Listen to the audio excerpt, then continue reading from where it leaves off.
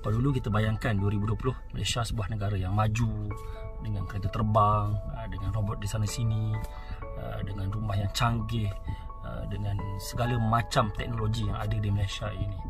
Dan hari ini secara hakikatnya kita tengok tahun 2020 tak sama dengan apa yang kita pernah impikan dulu. Tahun 2020 terpaksa berada di rumah, stay at home, dengan beberapa krisis-krisis yang berlaku di Malaysia. Yang paling besar ialah krisis kesihatan, berpunca daripada coronavirus, daripada Wuhan, daripada tahun 2019 tahun lepas hingga sekarang yang dikenali sebagai COVID-19. Dan daripada situ juga kita ada krisis ekonomi yang menyaksikan kita rakyat Malaysia terpaksa berada di rumah dan terpaksa tinggalkan kerja. Banyak syarikat-syarikat terpaksa tutup, kedai-kedai tak boleh beroperasi.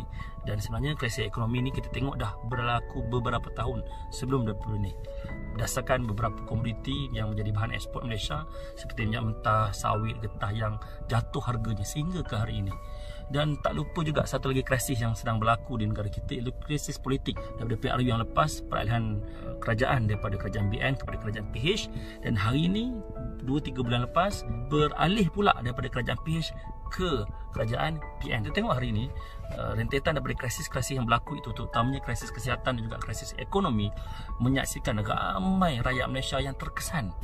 Ada juga yang terpaksa dipotong gajinya separuh, ada juga yang terpaksa diminta untuk bercuti tanpa gaji, dan ada juga yang terpaksa diberhentikan kerja apabila syarikat dah tutup, majikan tak mampu nak bayar gaji, jadi tak ada option lain, terpaksa berhenti kerja.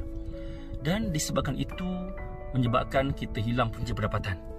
Dan dalam masa yang sama, bila kita dah hilang punca pendapatan, kita semakin kreatif untuk mencari rezeki. Dan ada yang cuba untuk menjual makanan, ada yang cuba untuk jadi rider, jadi runner. Kalau dulu kerjaya sebagai food panda, bawa motor, hantar makanan, hantar barang, macam Grab Food, dipandang lekeh. Kita tengok hari ini ramai juga yang sudah tidak ada pilihan lain, terpaksa bekerja dalam sektor logistik sebegitu. Dan sebenarnya dari satu sudut kita tengok apa yang berlaku ini ada hikmahnya.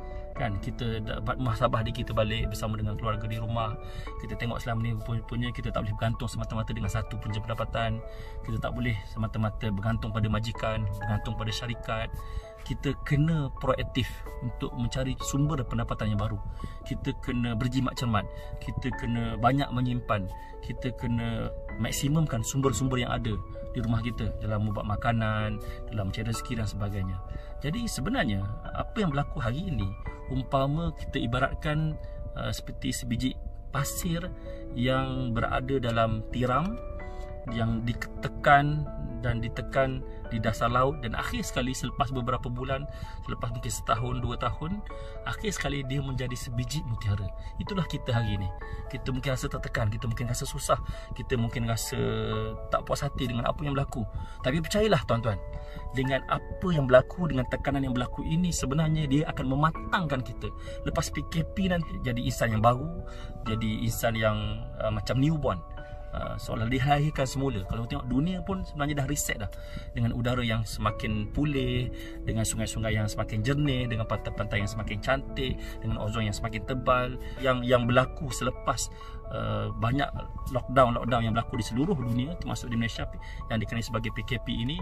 Jadi begitu juga dengan diri kita sebagai manusia, ini memerlukan proses reset diri kita untuk menjadi insan yang baru selepas daripada PKP ini. Dan kalau kita ibaratkan sebagai dalam kepompong, dan kepompong yang ditekan, yang buruk rupa dia, yang dalam keadaan yang tersepit, dan akhir sekali lepas dia keluar, dia menjadi seekor rama-rama yang cukup cantik, yang cukup hebat, yang boleh terbang. Jadi itulah insyaAllah kita nanti selepas habis PKP ini. PKP ini bukan sekadar Perintah Kawalan Pergerakan, tapi PKP ialah sebuah akademi. Mungkin kita anggap poket kian pokai, tapi sebenarnya akan datang insya-Allah dengan PKP ini, poket kian penuh akan datang insya-Allah. Assalamualaikum.